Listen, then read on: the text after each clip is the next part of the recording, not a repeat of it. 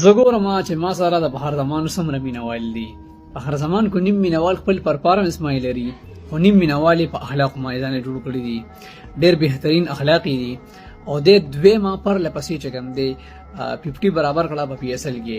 اول یې د کویټه هیله پواله او اوس یې چې کوم دی د کراچۍ هیله بیګ واله. او دا څنګه ترقی سره چې بیټینګ کوي په هر زمان په یوازې باندې میچ بدلي. دا دې چې لګي کنه نو ډېر ګرانی بل ټیم میچ وګړي. بس دا خپل نیچرل گیم دی، دی اٹیکنگ گیم کوي، بس حمله د باندې کوي چې دی ولاړی کنه دی ولاړی نو پریشر ستا په ټیم نشي راتلی. دا د کې دا کمال شته، دی کوشش کوي چې په بل ټیم باندې پریشر ور واچي.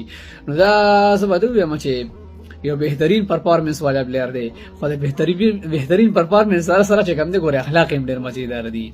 نو ور نیم پین چې کوم دی په اخلاق جوړ کړی دی او نیم پین ځان په پرفارمنس جوړ کړی دی چې غرور او تکبر او د کې دا شي نشته. کنسټنسي سره چې کوم خپل پرفارمنس کوي او بالکل زه به وایم چې د پاکستان په تاریخ کې په ډېرو بیټسمنانو کې چې کوم دی دا بهترین بیټسمن دی. تاسو دې واره کې څه وایي خپل راي په کمنټس کې راځي مرګه مننه.